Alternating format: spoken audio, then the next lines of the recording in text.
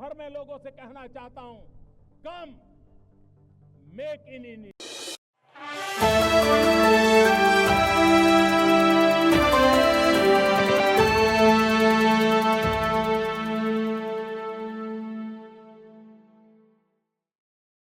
इस कार्यक्रम में उपस्थित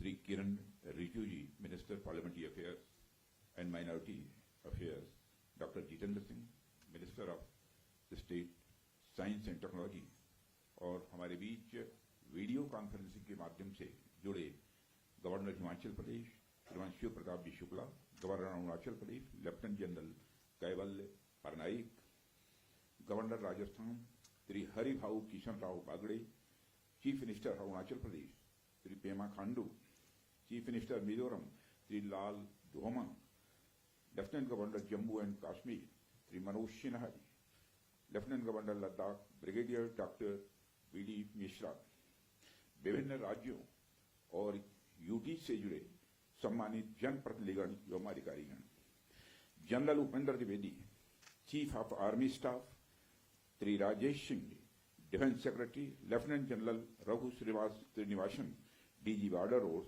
बीआरओ के सभी कर्मयोगी एवं देवियों व सज्जनों, आप सभी जानते हैं कि आज हमारे प्रधानमंत्री जी के मार्गदर्शन में हमारे भारत की सेना ने हम सभी भारतवासियों का मस्तक ऊंचा किया है।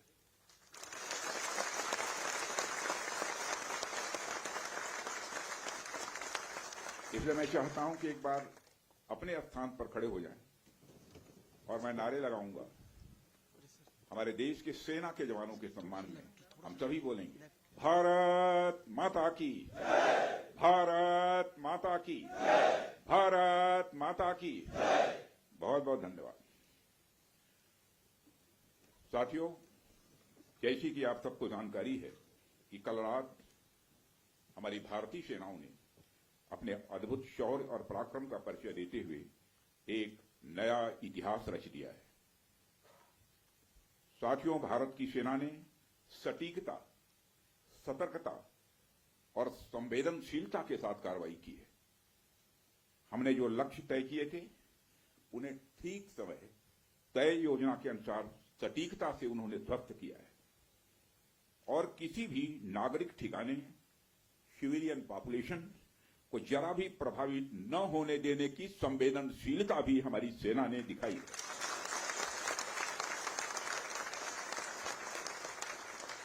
यानी एक तरीके से देखा जाए तो हम कह सकते हैं एक तरीके की सटीकता, सतर्कता और मानवीयता यह हमारी भारत की सेना के जवानों ने दिखाई है,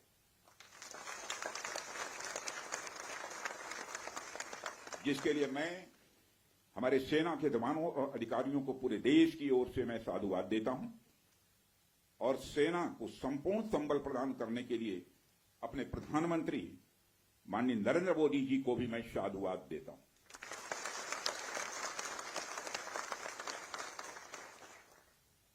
मित्रों, हमने हनुमान जी के उस आदर्श का पालन किया है जो उन्होंने अशोक वाटिका उजाड़ते समय किया था, जिन मोहि मारा तिन मोहि मारे। हमने केवल उन्हीं को मारा जिन्होंने हमारे मासूमों को मारा। साथियों, प्रधानमंत्री श्री नरेंद्र मोदी के नेतृत्व में हमारी सेनाओं ने ऑपरेशन सिंदूर लॉन्च करके पहले की तरह ही इस बार भी आतंकियों को ट्रेनिंग देने वाले कैंप्स को तबाह करके करारा जवाब दिया है।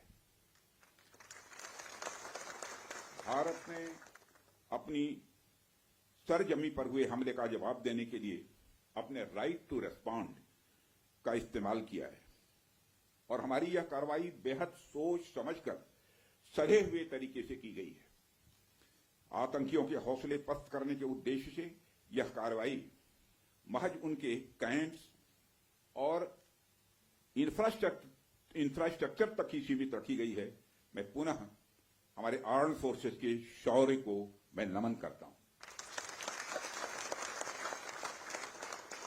साथियों, आज बॉर्डर रोड ऑर्गेनाइजेशन के 66वें फाउंडेशन डे पर आपके बीच उपस्थित होना मेरे लिए गौरव का विषय है और यह खुशी की बात है कि आज इस इम्पोर्टेंट डे पर बीआरओ द्वारा निर्मित 50 इंफ्रास्ट्रक्चर प्रोजेक्ट्स का उद्घाटन करने का अवसर भी हमें प्राप्त हो रहा है। मैं आप सभी का आभार व्यक्त करता हूं कि आपने मुझे यहां आमंत्रित किया है।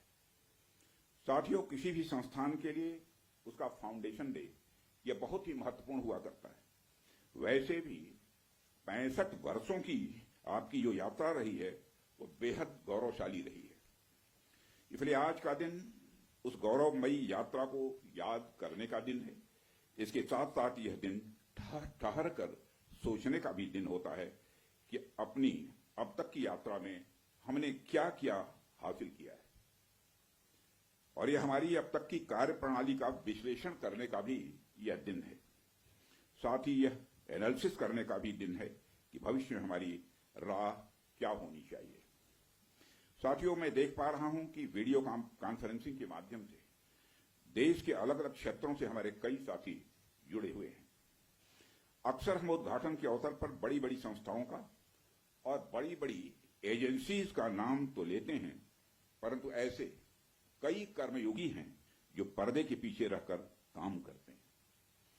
किसी प्रोजेक्ट को पूरा करने में उनका योगदान भी बेहद महत्वपूर्ण होता है। इसलिए मुझे लगता है कि आज का दिन उनके योगदान को एक्नॉलेज करने और एप्रिशिएट करने का भी दिन है। साथियों, आज जम्मू कश्मीर, लद्दाख, सिक्किम, मिजोरम, अरुणाचल प्रदेश, पश्चिम बंगाल और राजस्थान में कई प्रोजेक्ट्स का उद्घाटन हुआ है। कहने को तो यह सारे फिजिकल इंफ्रास्ट्रक्चर हैं, लेकिन मैं इन्हें सिर्फ फिजिकल इंफ्रास्ट्रक्चर ही नहीं समझता। हमें जो सड़कें दिखती हैं, जो पुल दिखते हैं, वह सिर्फ दो स्थानों को जोड़ने वाले नहीं होते हैं, बल्कि वह लोगों के दिलों को जोड़ने वाले होते हैं। इन प्रोजेक्ट से राष्ट्रीय सुरक्षा को तो मजबूती मिलती ही है, साथ ही साथ यह प्रोजेक्ट इन सभी रीजन्स को इकोनॉमिक प्रॉस्पेरिटी को भी बढ़ावा देते हैं।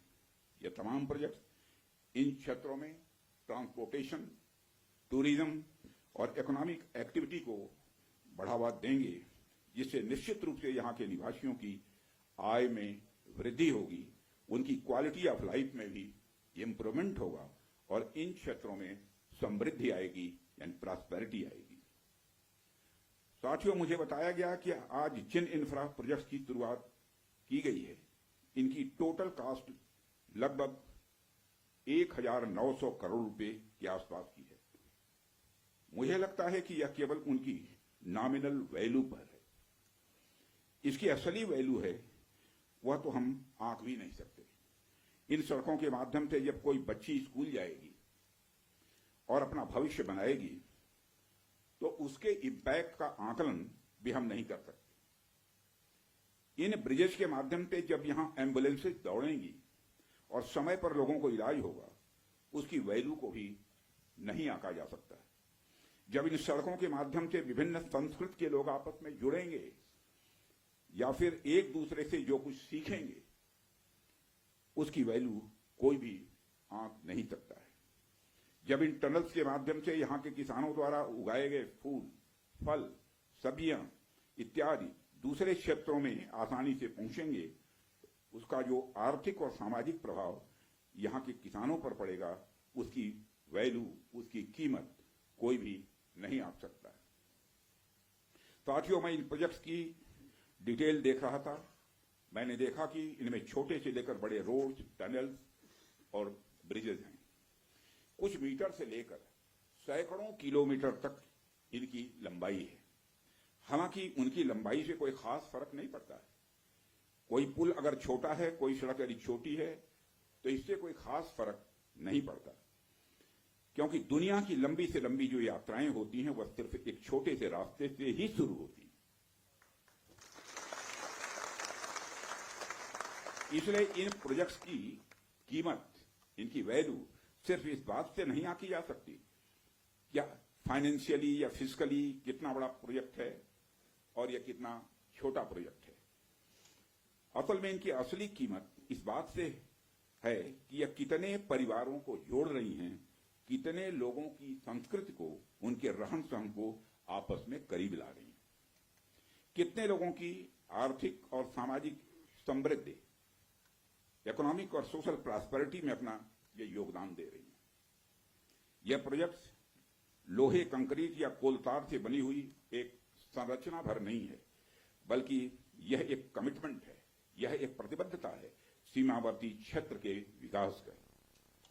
यह एक रिजॉल्व है, यह एक संकल्प है बॉर्डर एरियाज में क्वालिटी इंफ्रास्ट्रक्चर बिल्ड करने का। यह एक दृढ़ निश्चयता का डिटर्मिनेशन है लोगों के दिलों को जोड़ने का। इसलिए मैंने कहा कि ये प्रोजेक्ट्स इनवैल्यूएबल हैं, इनकी कीमत का आकलन नहीं किया जा सकता। साथियों, प्राचीन काल से ही मार्ग मानव सभ्यता के विकास में बड़ी महत्वपूर्ण भूमिका निभाते आए हैं। मार्गों की महत्ता हमारे इतिहास में हमेशा से रही है। जब आप मानवता का इतिहास पलट कर देखेंगे तो आप ये पाएंगे कि ट्रांसपोर्टेशन रूट्स ने कितना इंपॉर्टेंट रोल प्ले किया है। इतिहास बताते हैं कि सिविलाइजेशन थ्राइव हुई तो उसके पीछे रूट्स और राजमार्गों का बहुत बड़ा योगदान रहा है। कला, साहित्य, संस्कृति और विज्ञान का प्रचार प्रसार एक क्षेत्र से दूसरे क्षेत्र तक इन्हीं के माध्यम से फैलता है। यदि मैं भारत के संदर्भ में बात करूं तो मुझे यहां के दो इंपॉर्टेंट रूट्स के नाम स्वाभाविक रूप से याद आ रहे हैं। आप शायद उत्तरापथ और दक्षिणापथ के बारे में जानते होंगे या सुना होगा। उत्तरापथ और दक्षिणापथ हमारे इंडियन सब कॉन्टिनेंट के डिफरेंट रीजन्स को एक दूसरे से जोड़ने वाले धागे की तरह है। आप सोचिए, हजारों साल पहले जब संचार के इतने तेज साधन नहीं थे, तब आइडियाज और कल्चर, विचार और संस्कृति एक जगह से दूसरी जगह कैसे पहुंचते थे। पांड्य साम्राज्य का मोती और मदुरई का कपास आखिर मगध के पाटलिपुत्र में कैसे बहुत प्रसिद्ध हो गया। राजकुमार सिद्धार्थ से भगवान बने महात्मा बुद्ध की शिक्षाएं कावेरी पट्टनम तक कैसे पहुंच गई। संगम युग की मणिमैखली की चर्चा कश्मीर तक कैसे फैल गई। जब भारत में मॉडर्न पॉलिटिकल यूनिटी का कंसेप्ट भी नहीं आया था, तब से इन रूट्स ने सभ्यता और संस्कृति के विकास और आदान प्रदान में बहुत ही महत्वपूर्ण भूमिका निभाई है। यदि हम महात्मा बुद्ध के बाद के इतिहास पर भी नजर डालें, तब भी हमें यह देखने को मिलता है कैसे दूसरे क्षेत्रों से आकर लोगों ने भारत की संस्कृति को समृद्ध किया और भारत की संस्कृति से भी उन्होंने बहुत कुछ सीखा भी है। इन मार्गों का महत्व तब भी इतना ज्यादा था कि व्यापार के लिए समर्पित सड़कें बनाई जाती थी। आप जब सिल्क रूट के बारे में जानते हैं, आप सभी को मालूम है सिल्क रूट के बारे में, जिसने एक तरह से पूरे एशिया और मध्य यूरोप तक को कवर कर लिया था।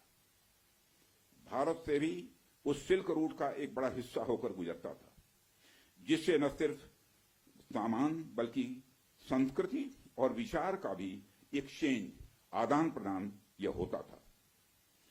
एशिया और यूरोप के बीच कल्चरल एक्सचेंज, सांस्कृतिक आदान प्रदान में भी सिल्क रूट का बहुत बड़ा योगदान रहा है। साथियों, सिर्फ स्थलीय मार्ग का ही नहीं बल्कि जलीय मार्ग का भी ह्यूमन सिविलाइजेशन, मानव सभ्यता में एक बहुत बड़ा महत्व रहा है। मेसोपोटामिया की सभ्यता के साथ हमारा व्यापार जलीय मार्ग से ही होता था। अरब के जो व्यापारी आते थे वह भारत में जलीय मार्ग से ही आते थे। इन रूट्स का असर हमारे संस्कृति पर, हमारे परंपराओं पर और हमारी अर्थव्यवस्था पर तो पड़ा ही, साथ ही साथ इन रूट्स ने दुनिया को कई सारी नई चीजें भी सीखने को दी हैं। आप में से बहुत से लोग इस बात को जानते भी होंगे कि मानसून की हवाओं का जो कंसेप्ट है, और उसको सबसे पहले अरब के यात्रियों ने खोजा था, और वह कंसेप्ट तब खोजा गया था जब वह जलीय मार्ग से भारत में आते और जाते थे। इसी प्रकार भारत में हुई न्यूमरिक्स नंबर जो होते की खोज ने भी पहले अरब और बाद में यूरोप तक का रास्ता तय किया था। साथियों, प्रधानमंत्री जी के नेतृत्व में जब से हमारी सरकार आई है, तब से हमारे प्रधानमंत्री का इस बात पर विशेष ध्यान रहता है कि सीमावर्ती इलाकों का कैसे अधिकतम विकास किया जाए। यह बताने की जरूरत नहीं है कि कैसे सीमावर्ती इलाकों को लंबे समय तक उसको उपेक्षित किया गया, कैसे एक लंबे समय तक वहां पर अच्छी क्वालिटी के इंफ्रास्ट्रक्चर को छोड़िए, एक बेसिक क्वालिटी के भी इंफ्रास्ट्रक्चर को भी नहीं पहुंचाया गया। परंतु आज स्थितियां बदली हैं। आज सीमावर्ती क्षेत्रों में safe, secure and vibrant land borders को इंश्योर करने के लिए हमने वाइब्रेंट विलेज इनिशिएटिव भी प्रारंभ किया हुआ है। देश भर में सड़कों के निर्माण की यदि मैं बात करूं तो आज हम प्रतिदिन लगभग 35 किलोमीटर सड़कें बना रहे हैं, प्रतिदिन 35 किलोमीटर सड़कें बना रहे हैं। इसके अलावा भी हम बड़े स्तर पर कनेक्टिविटी को बढ़ावा दे रहे हैं।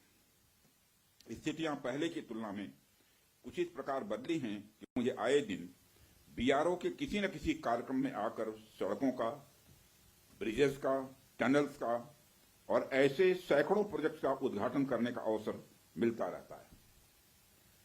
साथियों, रक्षा मंत्री के रूप में मुझे बीआरओ द्वारा किए गए कामों को नजदीक से कई बार देखने का अवसर भी मिला है।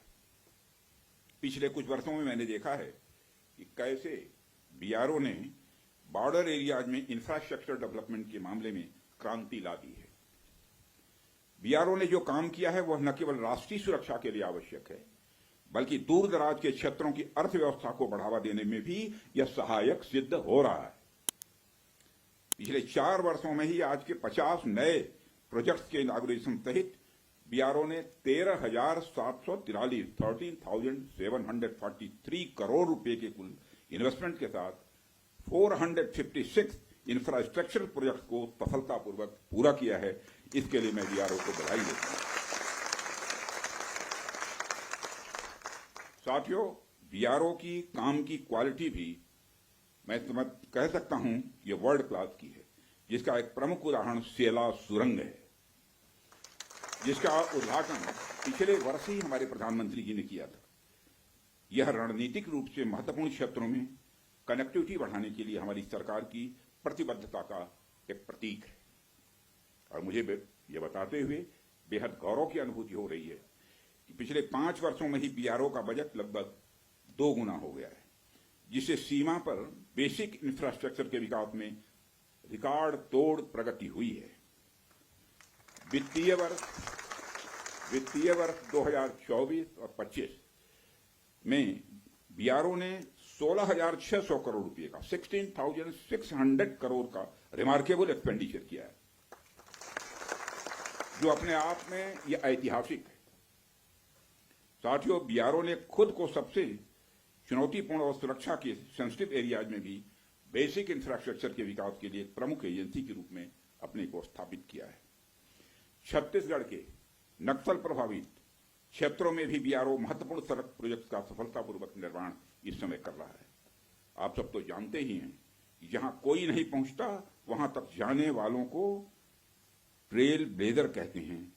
बीआरओ के मामले में भी मैं यह कह सकता हूं, जहां तक आम सड़कें नहीं पहुंचती वहां बीआरओ पहुंचता है। यानी बीआरओ हमारे देश का रियल ट्रेल ब्लेजर है। जिस कठिन भौगोलिक ज्योग्राफिकल टेरेन जिसे बोलते हैं में आप सब काम करते हैं, जिन कठिन परिस्थितियों में आप सब काम करते हैं, अपने आप में यह बहुत ही प्रेरणास्पद है। हाई एल्टीट्यूड रीजन्स में एक्सट्रीम वेदर, लो ऑक्सीजन लेवल्स और बहुत ही कठिन काम करने की स्थितियां जहां रहती हैं, ऐसे में आप काम करते हैं। लद्दाख की ऊंची बर्फीली ऊंचाइयों पर से लेकर अरुणाचल प्रदेश के बीहड़ भूभागों तक बीआरओ के जवान लास्ट माइल तक कनेक्टिविटी सुनिश्चित करने के लिए काम करते हैं। और हमारे अरुणाचल प्रदेश के यहाँ पर हमारे केंद्र में जो मंत्री हैं श्री किरण रिजिजू जी, वो जानते हैं। जब मैं इनसे पूछता था कि आप लोग कन्वेंसिंग कैसे करते हैं चुनाव के दौरान में, तो जब उसकी चर्चा करते हैं तो सचमुच हम लोग तो इधर रहने वाले लोग कल्पना भी नहीं करते। कई बार इन्हें सब जीरो टेम्परेचर, लैंडस्लाइड और अवलांच का भी सामना करना पड़ता है। इन सारी विपरीत परिस्थितियों के बावजूद बीआरओ हमारे राष्ट्र के सीमावर्ती क्षेत्रों में बुनियादी ढांचों को मजबूत करने के लिए पूरी तरह से प्रतिबद्ध है। और यह वास्तव में आपका मोटो, ध्येय वाक्य जो है, कनेक्टिंग प्लेसेस, कनेक्टिंग पीपुल, यानी स्थान को जोड़ने का मतलब होता है लोगों को आपस में जोड़ना। साथियों,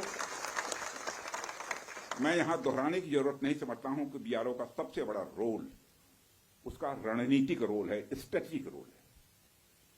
आज की जो परिस्थितियां हैं उसको ध्यान में रखते हुए तो यह रोल और भी महत्वपूर्ण हो जाता है। ऐसे में आपको यानी बीआरओ को हमेशा अपनी पूरी तैयारी रखनी होगी।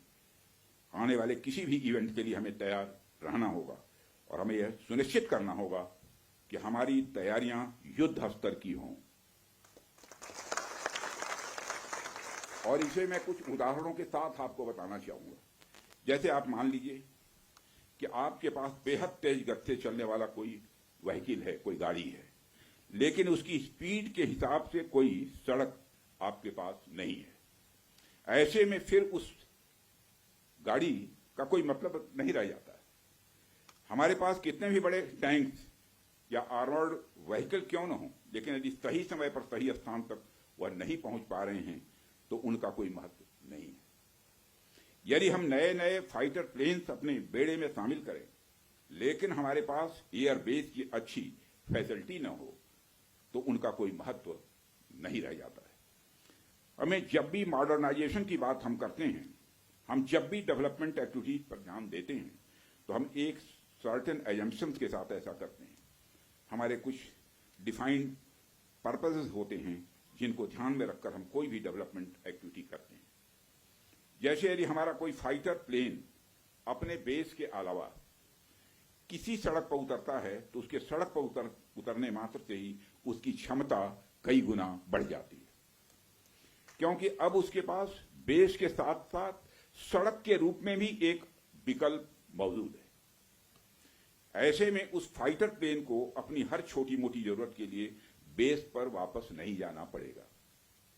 इसलिए हम हमारी आर्म फोर्सेस की हर जरूरत के लिए न्यू जनरेशन इंफ्रास्ट्रक्चर बिल्ड करें। यह समय की आवश्यकता है, यह समय की मांग है।